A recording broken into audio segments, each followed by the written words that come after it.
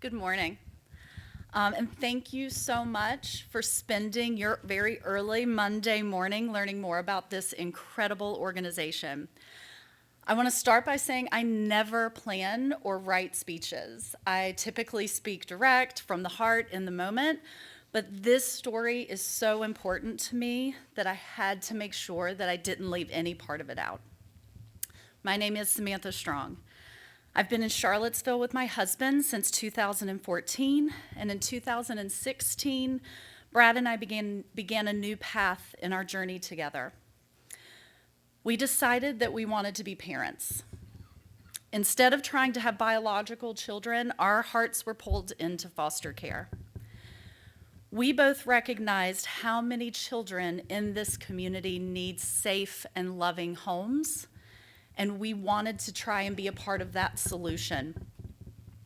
After all of the training, fingerprinting, background checks, home visits, and everything else that comes with being a foster parent, we were ready to accept children into our home. And we requested our age to be 5 to 10 years old. And I tell you that because that comes in as an important part as my story continues. We had several calls, and we quickly learned that it's not the first call that you wait for, it's the second. The first call is just the question. The second call is your confirmation. So while waiting for a placement to come to us, we participated in respite care for other foster families. On Thursday, February 21st, 2019, we got up, just like any normal day. We had plans for dinner and a movie that night. I went to work, and at 12 p.m. we received a call asking if we could take in a 4-day-old baby boy. At 2 p.m. we received the second phone call, and they asked us if we could be at social services to pick him up at 4 p.m. Often when we're asked, I tell this story, and often we are asked, did you have anything ready? Were you ready? No. We had chutes and ladders. We had sidewalk chalk and little plastic dinosaurs, but no crib, no changing table. We didn't even know what we needed. We walked into social services, and we were handed a 4-pound, 2-ounce baby boy, and I held him in wonder. And my husband was absolutely terrified. We were given a trash bag containing a stack of diapers, a container of formula, a pack of wipes.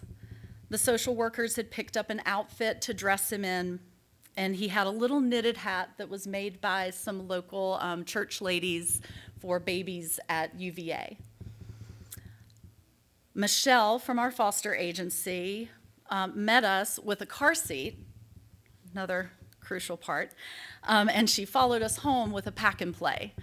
So we had a place for him to sleep.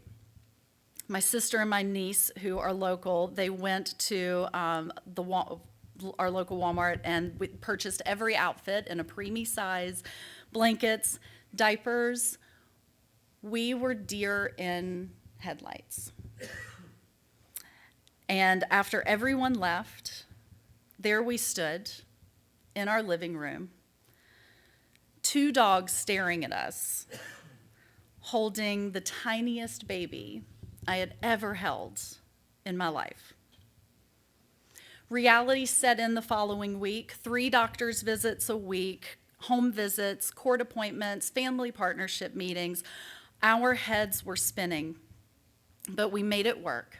And we fell more and more in love with this tiny human that had come into our lives.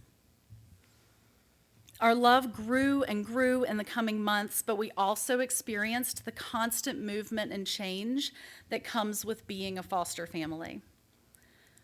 We didn't know how long we would have him in our lives, but we decided that we would give him the best start to life that he could ever ask for.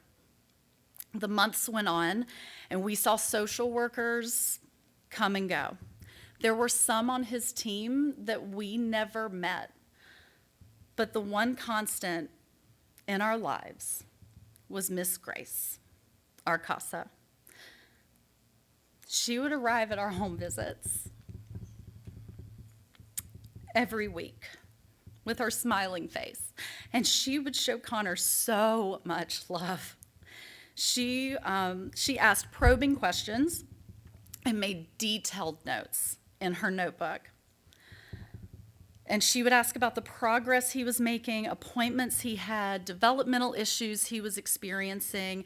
And when the judge would ask if she had anything to add in court, she never hesitated.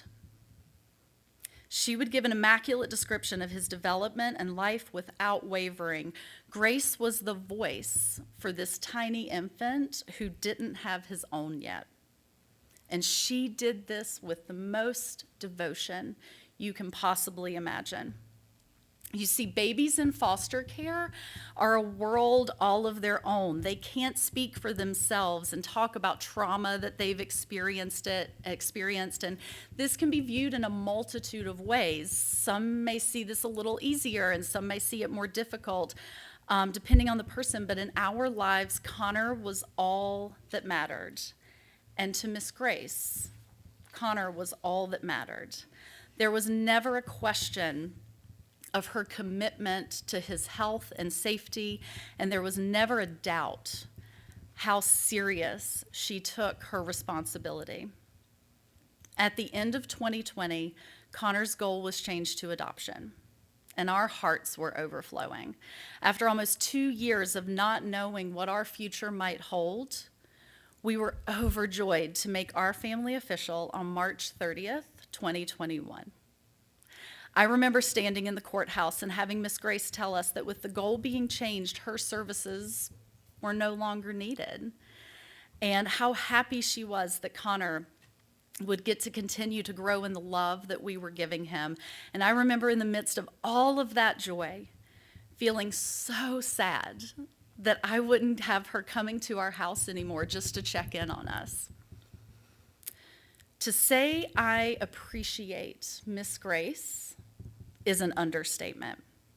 Hearing her voice in that courtroom each time was a deep exhalation for me, because I knew it was Connor's voice being heard through this incredible woman. In our society, we speak a lot about time. Time is valuable. Time is money. Don't waste time.